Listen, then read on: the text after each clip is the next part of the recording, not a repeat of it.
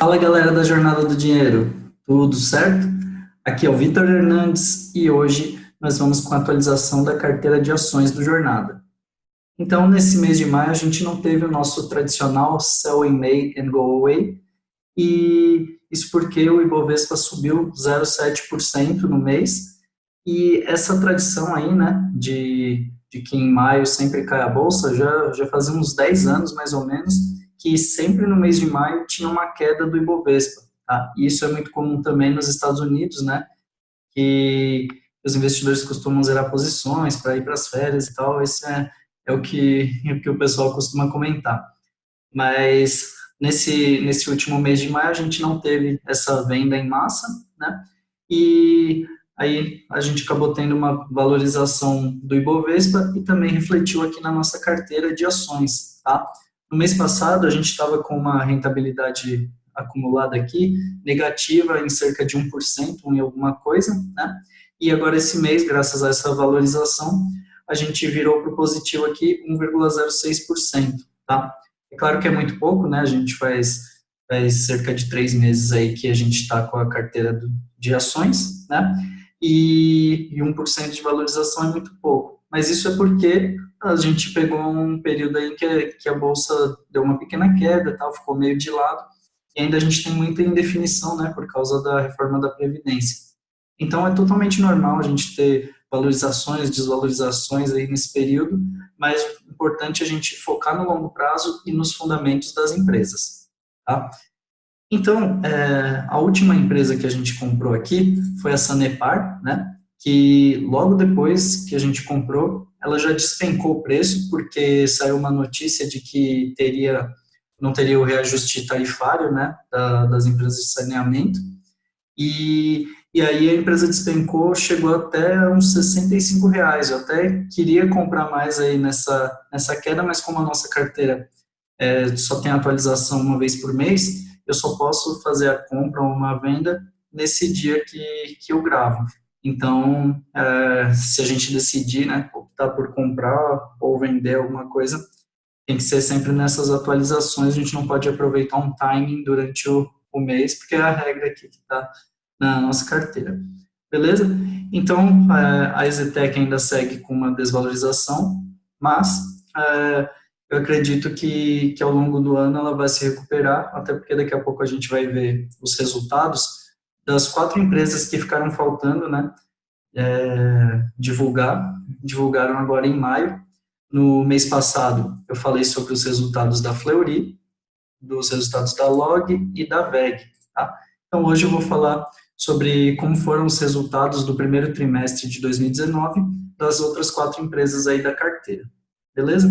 Então, vamos começar aqui com a End, tá? Aqui eu estou no site de relação de investidores da End.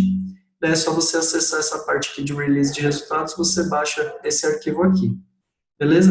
Então, aqui ela comenta, né, sobre a aquisição da TEG, da Transportadora Associada de Gás, que ela adquiriu, né, uma participação da Petrobras, né? Então, a Indy explorando mais esse setor aí que é muito interessante, né? E vindo da Petrobras são ativos de qualidade, tá? Então, vamos comentar aí sobre o resultado, né, do primeiro trimestre. Então, aqui informa que a End registrou uma receita líquida de 2 bilhões, né, porque está 2 mil milhões, né, 2 bilhões no primeiro trimestre, que foi 25% acima do montante apurado no primeiro trimestre de 2018, tá? Ou seja, 470 milhões de reais acima do que já tinha tido de receita no primeiro trimestre de 2018, tá? O EBITDA teve um aumento aí de 15,9%, que também foi muito bom. E a margem, né, ela teve uma redução de 4 pontos percentuais, tá? Então diminuiu um pouco a margem operacional, mas aumentou, né, em números reais, provavelmente então ela teve umas despesas aí maiores durante esse trimestre. Aí o lucro líquido, né, do primeiro trimestre foi 15,6% acima do lucro do primeiro trimestre de 2018. Então, você vê que a Indy continua entregando resultados muito interessantes, né? Aí que ele comenta sobre outras questões, tal, como aqui nesse vídeo a gente não vai focar, né, em falar a fundo de alguma empresa específica, a gente vai olhando por cima aqui o que acontece com cada uma das empresas, mas é bem interessante dar uma lida, né, nesses releases aí trimestrais, porque fala bastante coisa interessante aí sobre cada uma das empresas, né, que ele mostra quais são os ativos, né, que tem na carteira da End e tal. Então, são coisas realmente interessantes aqui, e, e fala especificamente da TAG também, que foi a nova aquisição, né, que veio da Petrobras. Então, assim, a Engie, sem muito mais a comentar, ela continua uma empresa excelente, tá? Ela aumentou um pouquinho o endividamento, né? Mais para baixo aqui a gente consegue ver depois, mas ela aumentou porque ela conseguiu captar financiamentos pelo BNDES com taxas muito boas, e também ela emitiu debêntures no mercado. Então, ela está se endividando para adquirir novos ativos e continuar crescendo. Isso eu vejo como muito positivo, e que ela sempre soube trabalhar nessa questão do endividamento e do quanto ela fatura para ir equilibrando essas questões. Beleza? Então, a Andy, sossegado aqui, vamos para a próxima. Vou fechar aqui. A Exetec, tá? Aqui é o site da Exetec. Quando a gente clica em resultados, a gente abre esse arquivo aqui. Tá? E aí ela mostra a divulgação de resultados, primeiro trimestre de 2019. Então, ele diz aqui, né, que encerrou o primeiro trimestre com posição em caixa líquido de 352 milhões, tá? O que isso significa? É o quanto ela tem em caixa para fazer eventuais aquisições, né, comprar terrenos, realizar obras, tal. Então, ela não tem dívida no patrimônio dela para fazer isso. Até uma característica muito interessante da Exetec, e mesmo ela estando nesse setor de construção civil, que tem por característica, né, normalmente ser muito endividado, tal, se alavancar demais para conseguir construir mais projetos, tal. A Exetec, ela sempre procura manter o caixa dela controlado, tá? E até por isso ela foi provavelmente uma das únicas, né, talvez junto com a MRV, as únicas que passaram durante a crise aí sem apresentar prejuízos, né? Ela continuou tendo lucro, reduziu bastante o lucro, muito por conta, né, do caixa que ela tem. Então, ela teve bastante receita financeira em vez de receita operacional, mas graças a essa gestão muito interessante, a Exetec conseguiu passar tranquilamente pela crise, tá? Então, a receita, ela diz que a receita líquida atingiu 146 milhões, aqui não mostra, né, quanto que é acima do que ela tinha feito. Vou ver se tem algum quadro aqui para baixo, aqui tem, tá? Então, a receita líquida teve um crescimento aqui de 62%, tá? No primeiro TRI de 2018 tinha sido de 90 milhões, desculpa, e aqui no primeiro trimestre de 2019, 146 milhões, tá? Então, um crescimento aí de 62% na receita líquida, tá? Só para ressaltar aqui também, essas empresas de construção, né, a oscilação entre a receita tal varia demais, tá? Porque às vezes você entrega um projeto muito grande em determinado trimestre, acaba elevando bastante o lucro, e aí dificilmente no trimestre posterior você consegue ter um crescimento muito expressivo, tá? Então aqui provavelmente aconteceu o contrário, né? Aqui ele no primeiro trimestre de 2018 não conseguiu ir tão bem, mas agora cresceu bastante. Aí teve também o lucro líquido, né? O aumento aqui de 219%, tá? Então é mais ou menos ilustrando o que eu estou falando, assim, o lucro no primeiro TRI de 2018 foi só de 5 milhões, enquanto que no primeiro TRI de 2019 foi de 17. Então, tem essa grande diferença aí nesses números, tá? Então, aqui a gente vai ver também o EBITDA, né, que tinha sido negativo no primeiro TRI de 2018 e agora ela positivou para 13 milhões aí. Beleza? Então, a Exetec, se você der uma lida aqui e tal, ela diz também que tem uns projetos engatilhados aí para lançar em 2019 ainda tal. Então, eu espero ainda que tenha um bom crescimento aí dessa empresa durante 2019, tá? Depois dá uma lida com calma aí que tá bem legal esse release aqui da EZTEC. E, assim, é uma empresa que é mais focada, né, em São Paulo e tem muito aí para subir agora.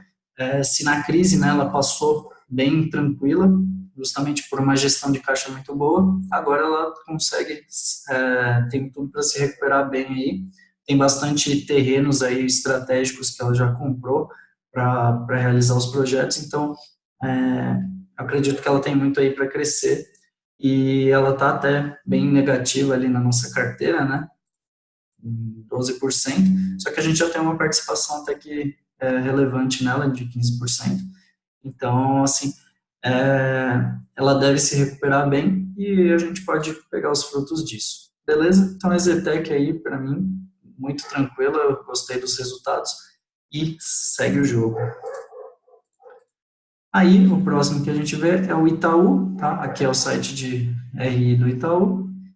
E a gente vê aqui o arquivo, né, com os resultados do primeiro trimestre de 2019. E aqui na primeira página ele apresenta, né, o lucro líquido recorrente, tá? Consolidado de 6,9 bilhões de reais aí no primeiro trimestre de 2019, que foi um aumento de 7,1% em relação ao ano anterior, tá? Esse aumento foi abaixo do que o mercado estava esperando, né? E até abaixo do que os outros bancos apresentaram. Então, o Bradesco, o Banco do Brasil apresentaram crescimentos maiores. E só que o Itaú costuma ser mais conservador mesmo nesses, tipo, no que ele informa, né, que vai conseguir durante o ano, e ele tem uma gestão aí de caixa e tal, sempre bem conservador, assim, para não sofrer muito com crises. Então, não sei se ele está esperando alguma questão aí nesse ano, né, se ele está com o pé atrás na reforma da Previdência, mas ele costuma ser bastante conservador e, assim, não vejo nenhum problema aqui nesse crescimento um pouco mais baixo e até porque o ROI dele também aumentou em relação ao primeiro trimestre do ano anterior, tá? 1,4 pontos. A carteira de crédito também aumentou 7,7%. Então, assim, os principais números, né, do banco estão muito bons, tá? O Itaú é aqueles que você nem precisa ficar olhando trimestral, na verdade, né? Se você olhar os balanços anuais, comparar com o ano anterior, ver que ele vai crescendo, pode ser devagar, aos poucos, vai ter ano ou outro que ele vai subir de forma mais rápida e tal, mas é uma ação que é bem tranquila aí, uma empresa excelente, um dos bancos mais rentáveis do mundo, né? Se eu não me engano, teve pesquisas, né, que disseram que ele é o mais rentável do mundo. Então, assim, não tem muito o que falar desse banco aqui. Segue o jogo, é uma das melhores empresas do Brasil. E, por fim, aqui, a gente tem também os resultados da Sanepar, tá? Estou aqui no site de Relações do Investidor e eu vou abrir o release, que é nesse link aqui, tá?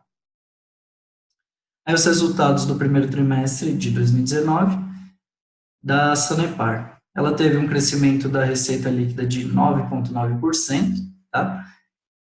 A margem EBIT, margem EBITDA, né, foi de 40,9 para 41,2, então aumentou um pouquinho em 0,03 pontos base, e um crescimento do lucro líquido de 16,4%. Tá? Também temos o EBITDA aqui, que teve um crescimento aí de 10,6%. Então, assim, para uma empresa estatal, né, você olhar esses números assim, sempre, se você for olhar o histórico dela, né, ano a ano, você vai ver sempre crescimento de patrimônio, crescimento de receita, crescimento de lucro. Isso por quê, né? Ela é praticamente um monopólio ali no estado do Paraná e, assim, ela tem já a receita contratada dela, todo ano tem reajustes, né? Inclusive, ela teve uma queda na cotação porque o reajuste tarifário vai vir menor do que o mercado estava esperando, né? Mas ela vai continuar sendo muito lucrativa, vai continuar sempre aumentando a sua receita, seus lucros, e assim, é uma empresa que é perene, né? E também por ela ser estatal, a gente sempre tem aquela chance, né, de ela ser privatizada, tá?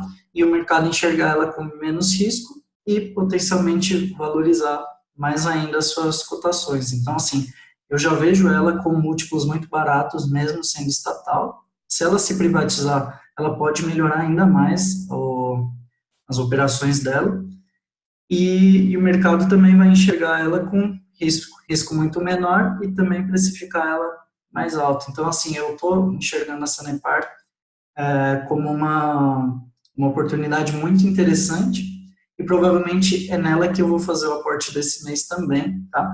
Até porque ela teve uma queda, não vamos conseguir pegar a queda que veio até uns R$ 65, mas hoje ela fechou em R$ 73, então dá para a gente fazer um novo aporte aí nessa empresa, tá? Então agora a gente vai dar uma olhada aqui no o caixa que a gente tinha era de R$ 68,19, e vamos ver, né, os rendimentos que a gente recebeu durante o mês. Finalmente a gente recebeu, né, alguma coisinha aí, que foi esse dividendo aqui do Itaú, 98 centavos, né, uma merrequinha, mas é um valor que vai entrar todo mês para a gente, tá, que é aquele dividendo que ele paga sempre no início do mês, tá. E tivemos um dividendo aí da Fleury, que representou 3,43%, né, sobre o nosso valor investido, então é um dividendo um pouco mais volumoso, né. Então, a gente vai anotar, né, que a gente recebeu isso daqui, 0,98 no Itaú. Vou deixar aqui, no mesmo esquema da planilha de fundos imobiliários, né, para a gente ir vendo quanto que a gente teve de retorno em cada uma das ações, né, 68,74 na Fleury. Tá. E aí tem também essa linha aqui da bonificação, né? Mas a bonificação eu já ajustei no vídeo anterior, que a gente recebeu em EZTEC, tá? A gente recebeu 15 ações da EZTEC pelo preço aí de 15,82, e até por isso que ela teve uma bela redução aí na cotação dela, né? Porque teve esse desconto do valor de bonificação, tá? Aí, com isso, a gente tem no que a gente recebeu de dividendos nesse mês foi R$ 69,72, tá? R$ 69,72, e com mais 1.000 do novo aporte, a gente fica com R$ 1.137,91 para aportar, né, em uma nova ação. Eu vou optar por colocar todo esse valor em Sanepar, tá? Como a gente está com um valor dela de R$ 880 aqui, tá? A gente colocando esse valor aqui, a gente fica com um pouquinho mais que 2.000, que aí fica equilibrado com o restante da carteira. Beleza? Então, com esse valor, quantas ações a gente consegue comprar por R$ 73,39? Tá? Fica 883 aqui, vamos ver, 15. 15, exatamente 15 que a gente vai conseguir comprar. Então, 15 ações aqui, a gente já está com a linha certa correspondente aqui, ele já está tirando a média, que está ficando 75,87 na Sanepar. Então, a gente fica com 27 ações, tá? E o preço médio de 7,587. E agora, 1.104,21, a gente vai deduzir daqui, para ver quanto que sobrou em caixa, R$ 33,70, que a gente vai deixar em caixa para o próximo mês. Beleza? Então, com isso, a gente continua com as mesmas 7 ações que a gente já tinha na carteira, tá? E agora a gente tem uma participação um pouco maior aí em Sanepar, que agora equilibrou, né, com o restante da carteira, ficou em 14%, somente a Log está um pouquinho para baixo aqui, mas ela também já subiu 10% aí, então eu preferi, né, optei por aportar numa empresa que tinha ficado um pouquinho para trás e tinha se desvalorizado também. E nesse vídeo é isso. Até a próxima atualização. Se você gostou, deixa o seu curtir aí, compartilha o vídeo com seus amigos, ativa o sininho para chegar as notificações aí para você. E até o próximo vídeo. Um grande abraço.